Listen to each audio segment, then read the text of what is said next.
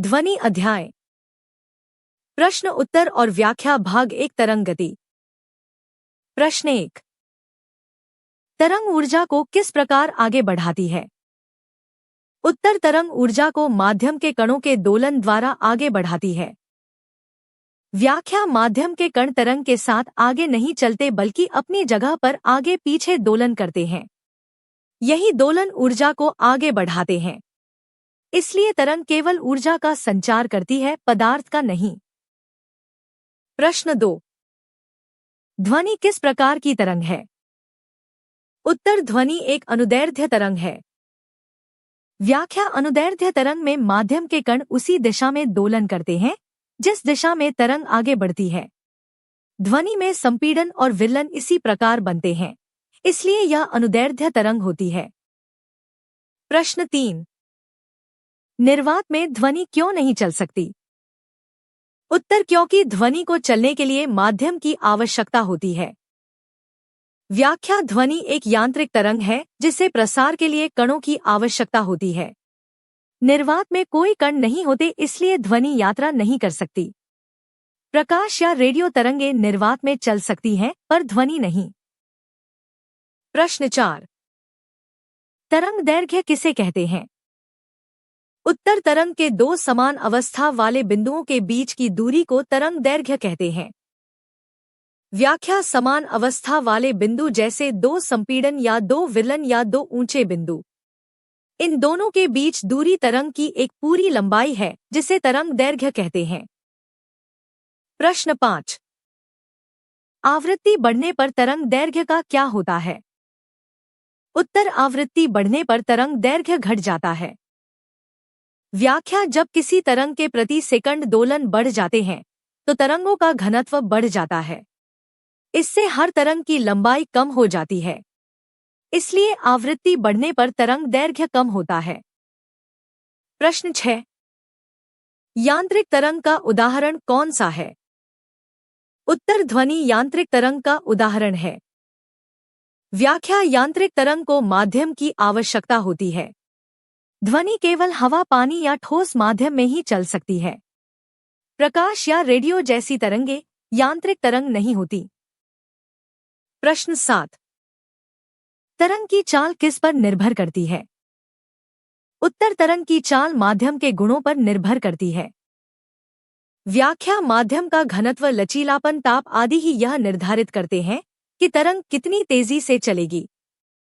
तरंग की चाल स्रोत से स्वतंत्र होती है। प्रश्न 8। ध्वनि तरंग में संपीड़न क्या है? उत्तर संपीड़न वह क्षेत्र है जहां वायु के कण एक दूसरे के पास आ जाते हैं और दाब अधिक हो जाता है। व्याख्या ध्वनि जब आगे बढ़ती है तो वह कुछ क्षेत्रों में कणों को पास लाती है जिन्हें संपीड़न कहते हैं। ये उच्च दाब वाले क्षेत्र हैं जहां कण घनी अवस्था में होते हैं। प्रश्न 9। ध्वनि तरंग में विलयन क्या होता है? उत्तर विलयन वह क्षेत्र है जहां कण दूर दूर हो जाते हैं और दाब कम हो जाता है। व्याख्या संपीड़न के बाद कण पीछे हटते हैं जिससे कम दाब और अधिक दूरी वाला क्षेत्र बनता है। इसे विलयन कहते हैं। संपीड़न और विलयन की श्रृंखला से ध्वनि आगे बढ़ती है। प्रश्न 10। ध्वनि तरंग का आयाम क्या दर्शाता है? उत्तर ध्वनि तरंग का आयाम ध्वनि की तीव्रता को दर्शाता है। व्याख्या आयाम जितना बड़ा होगा ध्वनि उतनी तेज सुनाई देगी। आयाम कणों के अधिकतम विस्थापन को दर्शाता है। अधिक विस्थापन का अर्थ अधिक ऊर्जा और अधिक ध्वनि तीव्रता है। प्रश्न 11। ध्वनि की आवृत्ति किस गुण को निर्धारित करती है? उत्तर ध्वनि की आवृत्ति उसकी पिच को निर्धारित करती है। व्याख्या अधिक आवृत्ति वाले स्वर तेज या तीखे लगते हैं, जैसे महिला की आवाज पुरुष की तुलना में अधिक आवृत्ति वाली होती है, इसलिए ज्यादा तीखी लगती है। प्रश्न 12। मानव कान किस आवृत्ति सीमा में ध्वनि सुन सकता है? उत्तर मनुष्य लगभग 20 हर्ट्ज से 20,000 हर्ट्ज तक की ध्वनि सुन सकता है। व्याख्या 20 से कम आवृत्ति वाली ध्वनि बहुत धीमी होती है और 20,000 से अधिक आवृत्ति वाली ध्वनि अत्यधिक उच्च पिच वाली होती है। मानव कान इन दोनों के बाहर की ध्वनियां नहीं सुन सकता। प्रश्न 13। ध्वनि की चाल किस माध्यम में सबसे अधिक होती है? उत्तर, ध्वनि की चाल ठोस में सबसे अधिक होती है।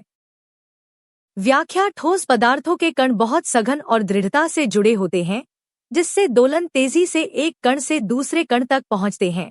इस कारण ध्वनि ठोसों में सबसे तेज चलती है। प्रश्न 14।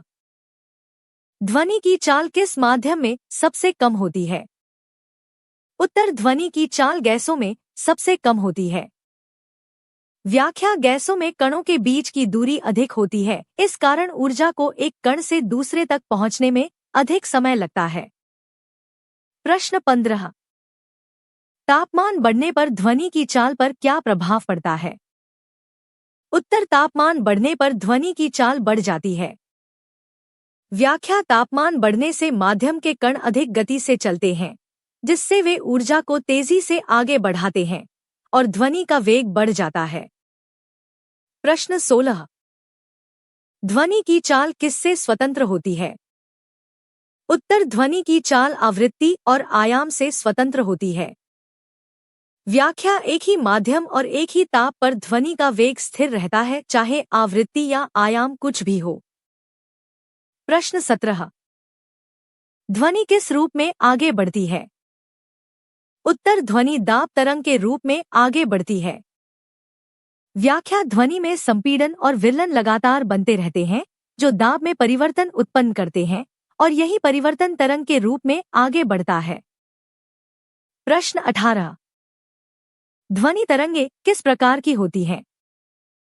उत्तर, ध्वनि तरंगे अनुदैर्ध्य दाब तरंगे होती हैं। व्याख्या, ध्वनि को फैलने के लिए माध्यम के कणों का दोलन आवश्यक है, जो आगे पीछे होता है और दाब में परिवर्तन उत्पन्न करता है। प्रश्न 19।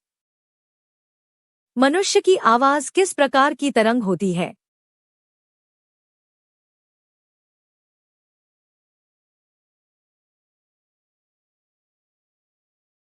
प्रश्न 19। मनुष्य की आवाज किस प्रकार की तरंग होती है? उत्तर, मनुष्य की आवाज जटिल तरंग होती है। व्याख्या, मानव स्वर यंत्र अनेक आवृत्तियां एक साथ उत्पन्न करता है, इसलिए मानव आवाज सरल न होकर मिश्रित तरंग होती है, जिसमें मूल आवृत्ति और कई अधितरंगें शामिल होती हैं। प्रश्न 20। ध्वनि की तीव्रता किस पर निर्भर करती है? उत्तर, ध्वनि की तीव्रता आयाम पर निर्भर करती है। व्याख्या, आयाम जितना अधिक होगा ऊर्जा उतनी अधिक होगी और ध्वनि उतनी तेज सुनी जाएगी। ध्वनि अध्याय। प्रश्न उत्तर और व्याख्या भाग 2, ध्वनि तरंगे। प्रश्न 21। ध्वनि तरंग में संपीड़न किसे कहते हैं? उत्तर, संपीड़न वह क्षेत्र होता है जहां वायु के कण एक दूसरे के पास आ जाते हैं और दाब अधिक हो जाता है। व्याख्या, जब ध्वनि उत्पन्न होती है तो वह माध्यम में ऐसे क्षेत्रों को बनाती है जहां कण बहुत पास होते हैं। यह उच्च दाब वाला क्षेत्र संपीड़न कहलाता है और यही ध्वनि के आगे बढ़ने का मुख्य चरण है। प्रश्न 22। विरलन किसे कहते हैं? उत्तर, विरलन वह क्षेत्र होता है जहां वायु के कण दूर दूर हो जाते हैं और दाब कम हो जाता है। व्याख्या, ध्वनि तरंग में संपीड़न के बाद कण पीछे हटते हैं, जिससे कम दाब वाला क्षेत्र बनता है, जिसे विरलन कहते हैं। संपीड़न और विरलन के क्रम से ध्वनि आगे बढ़ती है। प्रश्न 23। एक संपीड़न और एक विरलन मिलकर क्या बनाते हैं? उत्तर, एक संपीड़न और एक विरलन मिलकर एक पूरा दोलन बनाते हैं। व्याख्या, ध्वनि तरंग में एक पूर्ण चक्र संपीड़न से विरलन और पुनः संपीड़न तक की दूरी है, जिसे एक दोलन कहा जाता है। ध्वनि की आवृत्ति इसी दोलन की संख्या है। प्रश्न 24। ध्वनि का आयाम क्या दर्शाता है? उत्तर, ध्वनि का आयाम उसकी तीव्रता को दर्शाता है। व्याख्या, आयाम से यह पता चलता है कि कण कितनी दूरी तक आगे पीछे जा रहे हैं। आयाम बड़ा होगा तो ध्वनि अधिक जोरदार होगी, इसलिए ध्वनि की तीव्रता आयाम पर निर्भर करती है। प्रश्न 25। ध्वनि की आवृत्ति किस गुण को प्रभावित करती है? उत्तर, ध्वनि की आवृत्ति उसकी पिच को प्रभावित करती है। व्याख्या, अधिक आवृत्ति वाले स्वर तेज या तीखे सुनाई देते हैं और कम आवृत्ति वाले स्वर भारी सुनाई देते हैं। उदाहरण, महिला की आवाज पुरुष से अधिक तीखी होती है क्योंकि उसकी आवृत्ति अधिक होती है। प्रश्न 26।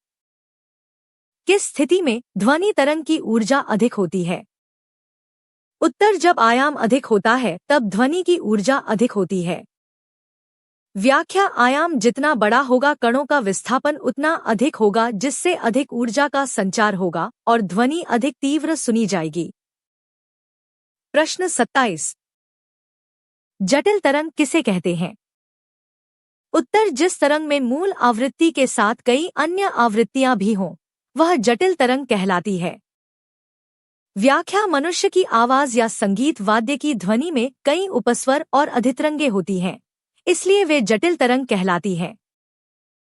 प्रश्न 28। सरल ध्वनि तरंग कैसी होती है? उत्तर, सरल ध्वनि तरंग केवल एक ही आवृत्ति वाली होती है। व्याख्या, सरल तरंग में कोई अतिरिक्त अधितरंगें नहीं होती। इस परिपूर्ण एकल स्वर को संगीत में शुद्ध ध्वनि कहते हैं। प्रश्न 29। ध्वनि की गुणवत्ता का निर्धारण किससे होता है?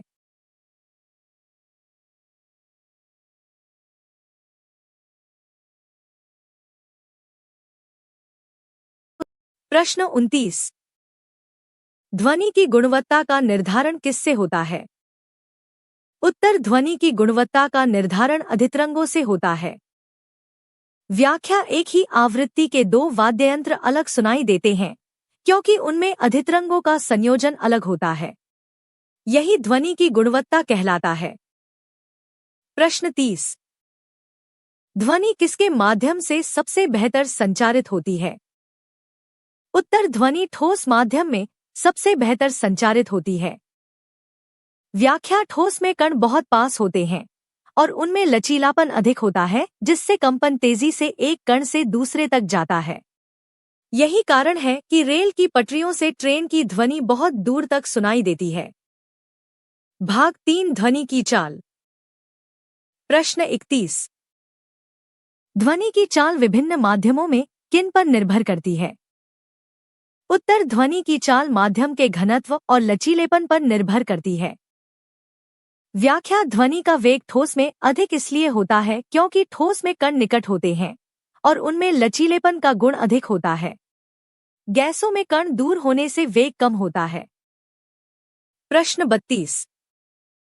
किस माध्यम में ध्वनि की चाल सबसे कम होती है?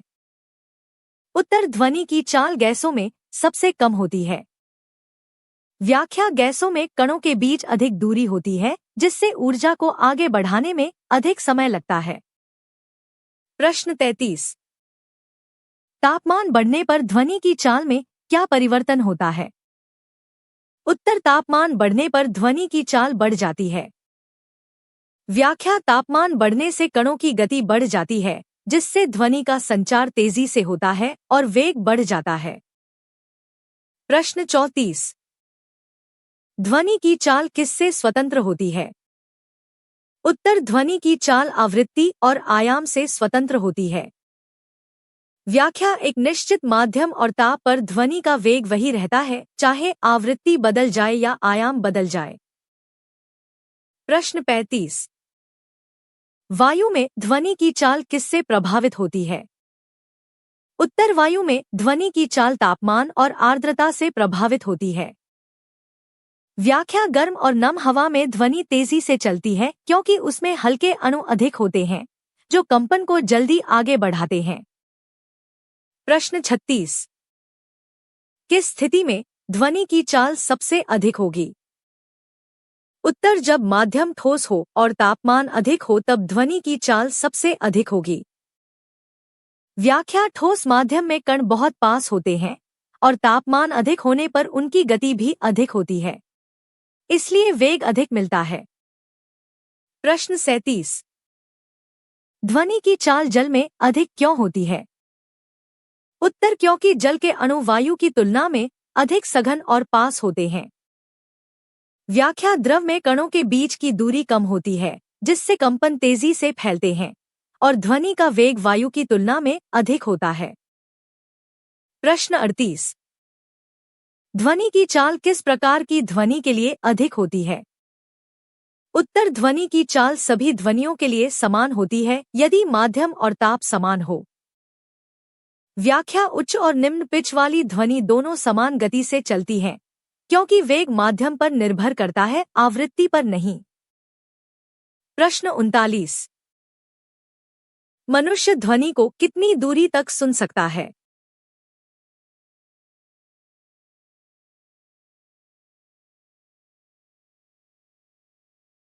प्रश्न 39। मनुष्य ध्वनि को कितनी दूरी तक सुन सकता है? उत्तर, ध्वनि को सुनने की दूरी ध्वनि की तीव्रता और माध्यम पर निर्भर करती है। व्याख्या तेज ध्वनि अधिक दूरी तक सुनाई देती है, जबकि धीमी ध्वनि कम दूरी तक जाती है। साथ ही हवा, तापमान और आर्द्रता भी दूरी को प्रभावित करते हैं। प्रश्न 40। ध्वनि की चाल ठोस में अत्यधिक तेज क्यों होती है? उत्तर, क्योंकि ठोस में कण बहुत पास और व्यवस्थित होते हैं, जिससे कंपन तेजी से एक कण से दूसरे तक पहुंचते हैं। व्याख्या कणों के बीच की दूरी जितनी कम होगी, ध्वनि उतनी जल्दी चलेगी। ठोस में कण घनिष्ठ होने से वेग अधिक मिलता है। ध्वनि अध्याय। प्रश्न उत्तर और व्याख्या भाग 4 डॉपलर प्रभाव। प्रश्न 41। डॉपलर प्रभाव किसे कहते हैं? उत्तर, डॉपलर प्रभाव वह परिवर्तन है जिसमें स्रोत या श्रोता की गति के कारण ध्वनि की सुनी जाने वाली आवृत्ति बदल जाती है। व्याख्या, यदि ध्वनि का स्रोत हमारी ओर आए तो स्वर अधिक तीखा लगता है और यदि दूर जाए तो स्वर भारी लगता है। आवृत्ति वास्तविक रूप से नहीं बदलती, लेकिन स्रोत और श्रोता की दूरी बदलने से तरंगों की घनता बदलती है। इसे डॉपलर प्रभाव कहा जाता है। प्रश्न 42। जब ध्वनि का स्रोत श्रोता की ओर आता है तो क्या होता है? उत्तर, स्रोत के पास आने पर ध्वनि की सुनी जाने वाली आवृत्ति बढ़ जाती है। व्याख्या, जब स्रोत नजदीक आता है तो संपीड़न तेजी से पहुंचते हैं, जिससे तरंगे सघन हो जाती हैं और श्रोता को अधिक तीखा स्वर सुनाई देता है। प्रश्न 43। जब ध्वनि का स्रोत श्रोता से दूर जाता है तो क्या होता है? उत्तर, स्रोत के दूर जाने पर ध्वनि की सुनी जाने वाली आवृत्ति कम हो जाती है। व्याख्या, दूरी बढ़ने पर तरंगे फैल जाती हैं, जिससे उनकी सघनता घट जाती है और स्वर भारी या गंभीर सुनाई देने लगता है। प्रश्न 44। एम्बुलेंस की सायरन पास आती हुई अधिक तीखी क्यों लगती है? उत्तर, क्योंकि स्रोत के नजदीक आने से सुनी जाने वाली आवृत्ति बढ़ जाती है। व्याख्या, सायरन की वास्तविक आवृत्ति वही रहती है, परंतु चलती हुई एम्बुलेंस के नजदीक आने से तरंगों की घनता बढ़ती है, जिससे स्वर अधिक तीखा सुनाई देता है। दूर जाते समय यह उल्टा हो जाता है। प्रश्न 45। डॉपलर प्रभाव कब नहीं होता? उत्तर, जब स्रोत और श्रोता दोनों स्थिर हों तब डॉपलर प्रभाव नहीं होता। व्याख्या, आवृत्ति में परिवर्तन तभी होता है जब दोनों में से कोई एक गति में हो। यदि दोनों स्थिर हैं तो तरंगों की घनता में कोई परिवर्तन नहीं होता। प्रश्न 46। डॉपलर प्रभाव का उपयोग किस क्षेत्र में किया जाता है? उत्तर, डॉपलर प्रभाव का उपयोग मौसम पूर्वानुमान, रक्त प्रवाह मापन, पुलिस रडार और अंतरिक्ष विज्ञान में किया जाता है। व्याख्या, डॉपलर प्रभाव से वस्तुओं की गति और दिशा का पता लगाया जा सकता है, इसलिए इसे विज्ञान की कई शाखाओं में प्रयोग किया जाता है, जैसे बादलों की गति मापना या किसी वाहन की गति जानना। प्रश्न 47। यदि श्रोता स्वयं स्रोत की ओर बढ़े तो क्या होगा? उत्तर, श्रोता के स्रोत की ओर बढ़ने पर सुनी जाने वाली आवृत्ति बढ़ जाती है। व्याख्या, श्रोता स्वयं तरंगों की ओर बढ़ता है, इसलिए प्रति क्षण अधिक तरंगे उसके कान तक पहुंचती हैं, जिससे स्वर तीखा सुनाई देता है। प्रश्न 48। यदि श्रोता स्रोत से दूर जाए तो क्या होगा? उत्तर, श्रोता के दूर जाने पर सुनी जाने वाली आवृत्ति कम हो जाती है। व्याख्या, श्रोता तरंगों से दूर जा रहा होता है, इसलिए प्रति क्षण कम तरंगे पहुंचती हैं और स्वर भारी सुनाई देता है। भाग 5, ध्वनि के अन्य गुण। प्रश्न 49। ध्वनि का कौन सा गुण दो अलग वाद्ययंत्रों की आवाज को अलग पहचान देता है? उत्तर, ध्वनि की गुणवत्ता यानी तिम्बर उन्हें अलग पहचान देता है। व्याख्या, प्रत्येक वाद्ययंत्र में अधितरंगों का संयोजन अलग होता है, जिससे एक ही सुर अलग अलग वाद्ययंत्रों में अलग सुनाई देता है। इसी गुण को तिम्बर कहा जाता है। प्रश्न 50। ध्वनि की तीक्ष्णता को कौन निर्धारित करता है? उत्तर, ध्वनि की तीक्ष्णता आयाम से निर्धारित होती है। व्याख्या, आयाम जितना अधिक होगा ध्वनि उतनी तेज सुनाई देगी, क्योंकि अधिक आयाम का अर्थ अधिक ऊर्जा है। प्रश्न 51। पिच किस पर निर्भर करती है? उत्तर, पिच ध्वनि की आवृत्ति पर निर्भर करती है। व्याख्या, उच्च आवृत्ति वाले स्वर तेज और तीखे लगते हैं तथा कम आवृत्ति वाले स्वर भारी और धीमे लगते हैं, इसलिए पिच का निर्धारण आवृत्ति करती है। प्रश्न 52। मानव भाषा की ध्वनि किस प्रकार की होती है? उत्तर, मनुष्य की भाषा की ध्वनि जटिल तरंग होती है। व्याख्या, मानव आवाज में मूल आवृत्ति के साथ कई अधितरंगे होती हैं, जिससे यह मिश्रित और जटिल ध्वनि बनती है। प्रश्न 53। किस स्थिति में ध्वनि सबसे अधिक दूरी तक सुनाई देती है? उत्तर, जब हवा ठंडी और नम होती है तब ध्वनि अधिक दूरी तक जाती है। व्याख्या, ठंडी हवा में ध्वनि का वेग कम होता है, लेकिन तरंगों का अवशोषण भी कम होता है, जिससे ध्वनि दूर तक फैलती है। नम हवा ध्वनि को अवशोषित नहीं करती, इसलिए दूरी अधिक होती है। प्रश्न 54। ध्वनि का प्रतिध्वनि कब पैदा होता है? उत्तर, जब ध्वनि किसी कठोर सतह से टकराकर वापस लौटती है और कान में मूल ध्वनि के कुछ समय बाद पहुंचती है, तब प्रतिध्वनि उत्पन्न होती है। व्याख्या, प्रतिध्वनि सुनने के लिए ध्वनि का वापस आने में पर्याप्त समय लगना आवश्यक है, ताकि वह मूल ध्वनि से अलग सुनाई दे सके। कठोर दर्पण जैसी दीवार या पर्वत प्रतिध्वनि उत्पन्न करते हैं। प्रश्न 55। कौन से स्थान पर प्रतिध्वनि अधिक सुनाई देती है? उत्तर, बंद कमरों, घाटियों और पहाड़ी क्षेत्रों में प्रतिध्वनि अधिक सुनाई देती है। व्याख्या, कठोर दीवारें और गुफानुमा स्थान ध्वनि को परावर्तित करते हैं, जिससे प्रतिध्वनि उत्पन्न होती है। प्रश्न 56। ध्वनि के अवशोषण का अर्थ क्या है? उत्तर, अवशोषण का अर्थ है कि ध्वनि किसी वस्तु पर पड़कर उस वस्तु द्वारा निगल ली जाती है और आगे नहीं बढ़ती। व्याख्या, नरम वस्तुएं जैसे पर्दे, फोम, लकड़ी आदि ध्वनि को अवशोषित करती हैं, जिससे गूंज और प्रतिध्वनि कम होती है। प्रश्न 57। ध्वनि का परावर्तन किसे कहते हैं? उत्तर, ध्वनि का वापस उसी माध्यम में लौट आना परावर्तन कहलाता है। व्याख्या, जब ध्वनि किसी कठोर सतह से टकराती है तो उसी दिशा में लौट आती है। यह परावर्तन प्रतिध्वनि और गूंज उत्पन्न करता है। भाग 6, वायु स्तंभों का कंपन। प्रश्न 58। बांसुरी और शहनाई में ध्वनि कैसे उत्पन्न होती है? उत्तर, बांसुरी और शहनाई में ध्वनि वायु स्तंभों के कंपन से उत्पन्न होती है। व्याख्या, जब हवा नली में प्रवेश करती है तो भीतर बंद या खुले स्तंभ में दोलन उत्पन्न होते हैं, जो ध्वनि में बदल जाते हैं। प्रश्न 59। एक सिरा बंद नली में मूल ध्वनि कैसी बनती है? उत्तर, एक सिरा बंद नली में मूल ध्वनि वायु स्तंभ के चौथाई भाग में बनती है। व्याख्या, क्योंकि बंद छोर पर वायु का विस्थापन शून्य होता है और खुले छोर पर अधिकतम होता है, जिससे पहली अनुनादी ध्वनि चौथाई स्तंभ पर बनती है। प्रश्न 60। दो सिरों से खुली नली में प्रथम ध्वनि स्तंभ कैसे बनता है? उत्तर, दो सिरों से खुली नली में प्रथम ध्वनि स्तंभ आधी लंबाई में बनता है। व्याख्या, दोनों छोर खुले होने से दोनों स्थानों पर अधिकतम विस्थापन होता है और पहली अनुनादी ध्वनि आधी लंबाई में स्थापित होती है। प्रश्न 61। बंद नली में कौन सी ध्वनियां नहीं बनती?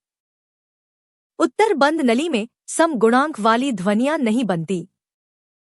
व्याख्या, क्योंकि बंद छोर पर विस्थापन शून्य तथा खुले छोर पर अधिकतम होना आवश्यक है, इसलिए केवल विषम गुणांक वाली ध्वनियां ही उत्पन्न होती हैं।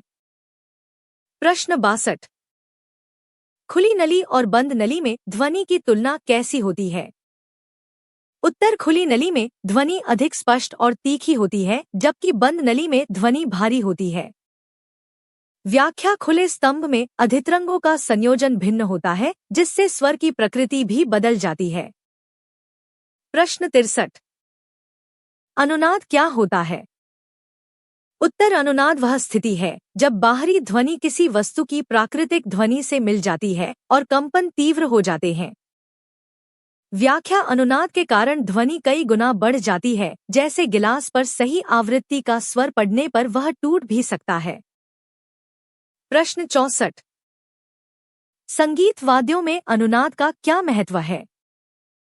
उत्तर, अनुनाद से ध्वनि अधिक स्पष्ट, तेज और स्थायी बनती है। व्याख्या, वाद्ययंत्रों की खोखली संरचना ध्वनि को अनुनादित करती है, जिससे स्वर मधुर और ऊंचा सुनाई देता है। ध्वनि अध्याय। प्रश्न उत्तर और व्याख्या भाग 7 उन्नत प्रश्न। प्रश्न 65।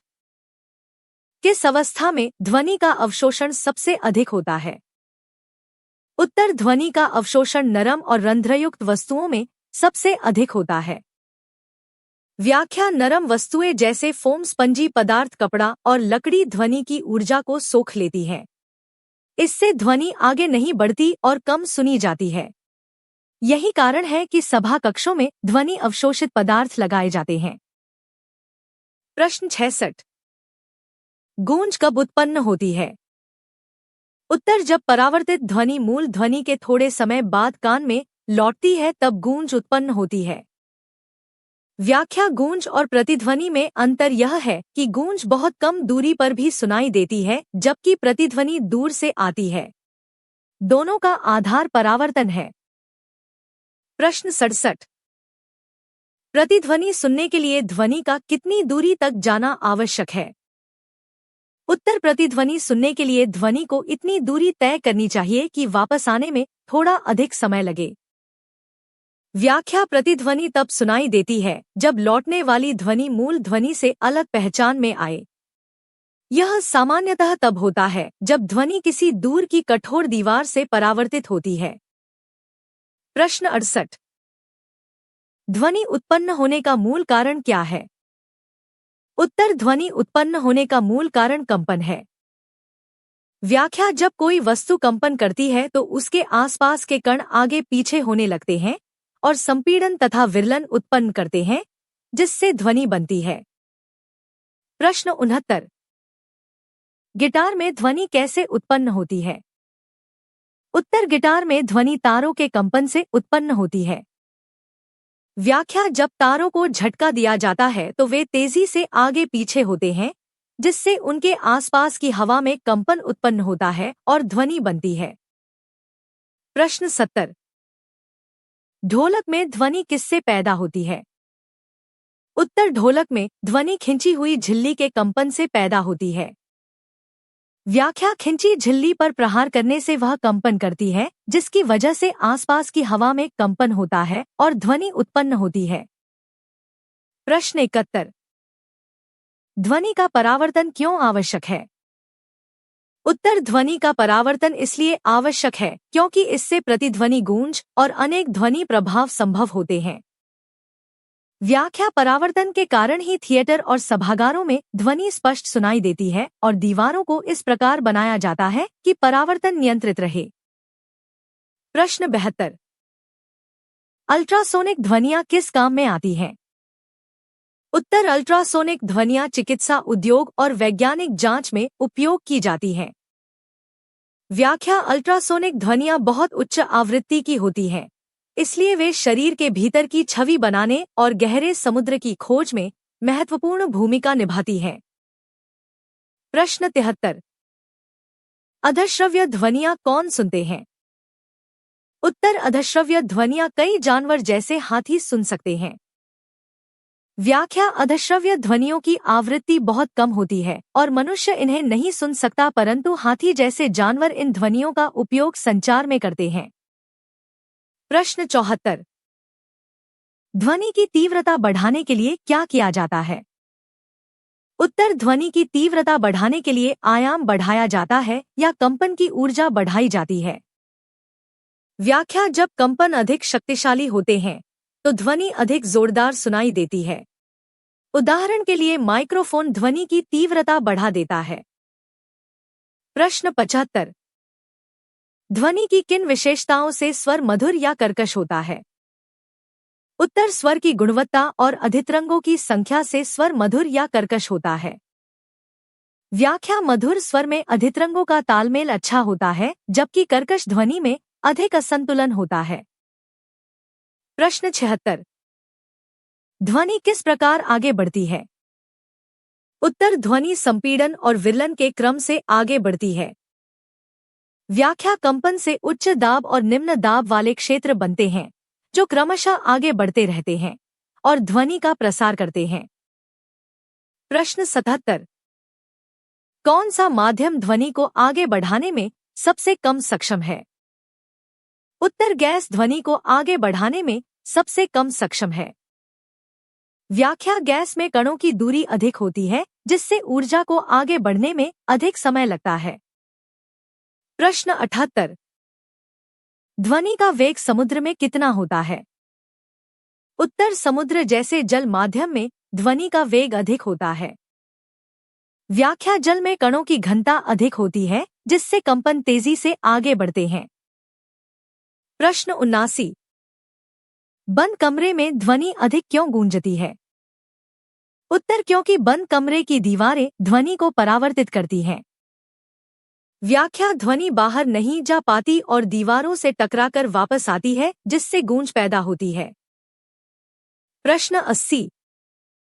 किस कारण ध्वनि की दिशा पता लगाना संभव है? उत्तर, क्योंकि हमारे दोनों कान तक ध्वनि थोड़े समय के अंतर से पहुंचती है। व्याख्या, मस्तिष्क दोनों कानों में पहुंची ध्वनि के समय और तीव्रता के अंतर को पहचानता है और दिशा निर्धारित कर लेता है। प्रश्न 81। मधुमक्खी की भनभनाहट कैसी ध्वनि है? उत्तर, मधुमक्खी की भनभनाहट उच्च आवृत्ति वाली ध्वनि है। व्याख्या, उसके पंख तेजी से कंपन करते हैं जिससे हवा में तेजी से दोलन उत्पन्न होते हैं। प्रश्न 82। ध्वनि की कौन सी विशेषता संगीत को सुंदर बनाती है? उत्तर, ध्वनि की गुणवत्ता और स्वर ताल संगीत को सुंदर बनाते हैं। व्याख्या, संगीत में अलग वाद्ययंत्रों के स्वरों को पहचानना इसी गुण पर आधारित है। प्रश्न 83। ढोल में भारी ध्वनि क्यों उत्पन्न होती है? उत्तर, क्योंकि उसकी झिल्ली बड़ी और मोटी होती है। व्याख्या, मोटी झिल्ली बड़ी आवृत्ति पर कंपन नहीं कर पाती इसलिए स्वर भारी बनता है। प्रश्न 84। तार वाले वाद्ययंत्रों में तीखा स्वर कैसे उत्पन्न होता है? उत्तर, जब तार को अधिक कस दिया जाता है तो तीखा स्वर उत्पन्न होता है। व्याख्या, कसे हुए तार अधिक आवृत्ति पर कंपन करते हैं जिससे स्वर तीखा होता है। प्रश्न 85। कम आवृत्ति वाली ध्वनि कैसी सुनाई देती है? उत्तर, कम आवृत्ति वाली ध्वनि भारी और धीमी सुनाई देती है। व्याख्या, निम्न आवृत्ति में दोलन कम होते हैं जिससे स्वर गहरा लगता है। प्रश्न 86। अधिक आवृत्ति वाली ध्वनि कैसी सुनाई देती है? उत्तर, अधिक आवृत्ति वाली ध्वनि तेज और तीखी सुनाई देती है। व्याख्या, उच्च आवृत्ति में दोलन अधिक होते हैं जो तीखा या चुभता हुआ स्वर देते हैं। प्रश्न 87। रेडार में ध्वनि का उपयोग क्यों नहीं किया जाता? उत्तर, क्योंकि ध्वनि का वेग बहुत कम है और वह बहुत दूर नहीं जा सकती।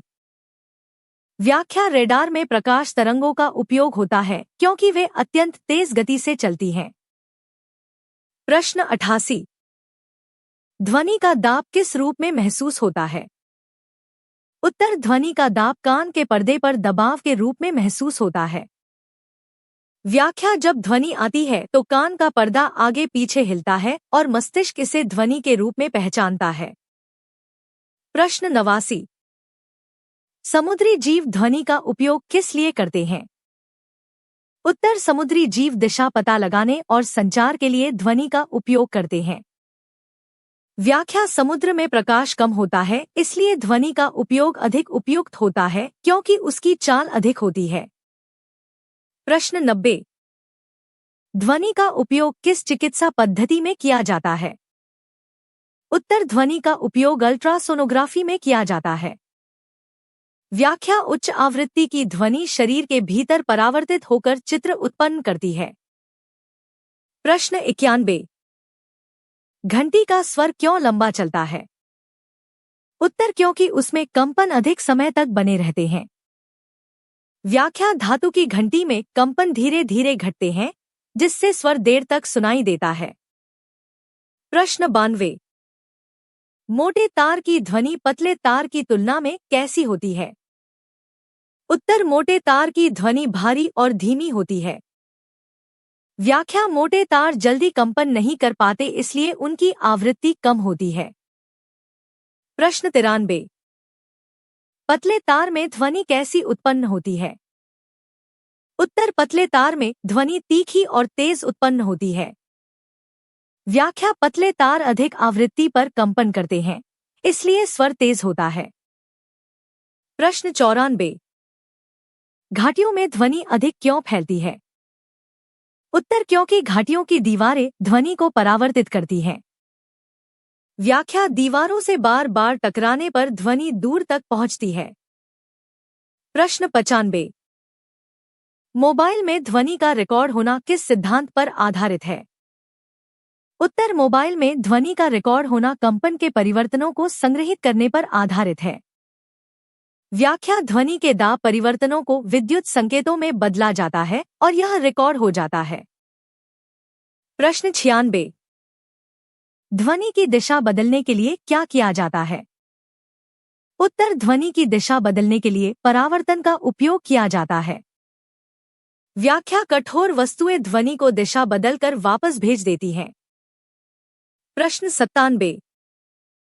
किस स्थिति में ध्वनि सबसे कम सुनाई देती है? उत्तर, जब हवा बहुत सूखी और गर्म हो तब ध्वनि कम सुनाई देती है। व्याख्या, गर्म और शुष्क हवा ध्वनि को अधिक अवशोषित करती है। प्रश्न 98। ध्वनि की सहायता से शार्क किस प्रकार शिकार ढूंढती है? उत्तर, समुद्र में कंपन और ध्वनि के सूक्ष्म संकेतों को पहचानकर शिकार ढूंढती है।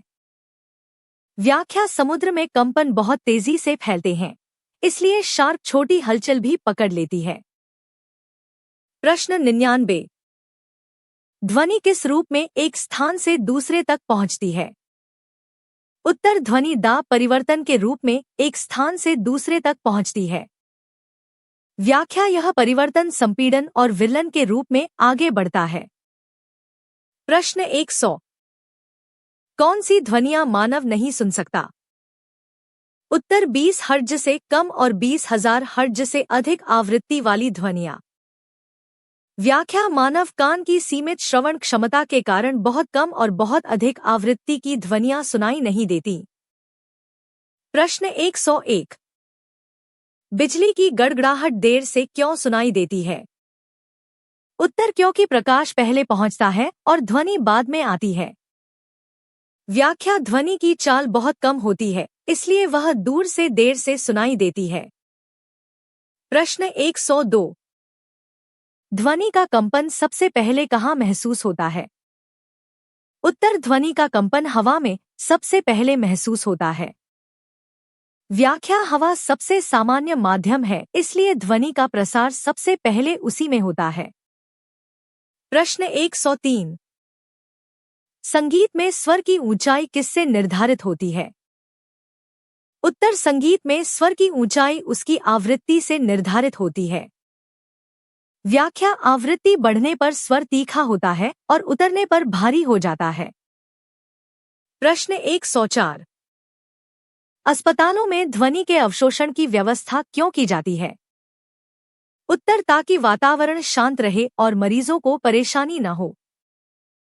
व्याख्या, फोम और कपड़े ध्वनि को अवशोषित कर लेते हैं, जिससे शोर कम होता है। प्रश्न 105। थिएटर में ध्वनि की गुणवत्ता बढ़ाने के लिए क्या किया जाता है? उत्तर, थिएटर की दीवारें ऐसी बनाई जाती हैं कि ध्वनि का परावर्तन नियंत्रित रहे। व्याख्या, उचित परावर्तन से ध्वनि स्पष्ट और गूंज रहित रहती है। प्रश्न 106। वायु स्तंभ की लंबाई बढ़ाने से ध्वनि पर क्या प्रभाव पड़ता है? उत्तर, वायु स्तंभ की लंबाई बढ़ाने से स्वर भारी और धीमा हो जाता है। व्याख्या, लंबा स्तंभ कम आवृत्ति पर कंपित होता है, जिससे स्वर नीचे हो जाता है। प्रश्न 107। वायु स्तंभ छोटा करने पर स्वर कैसे बदलता है? उत्तर, वायु स्तंभ छोटा करने पर स्वर तीखा हो जाता है। व्याख्या, छोटा स्तंभ अधिक आवृत्ति पर कंपित होता है, जिससे ध्वनि तीखी हो जाती है। प्रश्न 108। ध्वनि की विशेषताओं में सबसे महत्वपूर्ण क्या है? उत्तर, ध्वनि की आवृत्ति, आयाम और गुणवत्ता सबसे महत्वपूर्ण है। व्याख्या, ये तीनों ही ध्वनि को उसकी पहचान, स्वर, तीक्ष्णता और प्रकृति प्रदान करते हैं। Please like, subscribe and comment.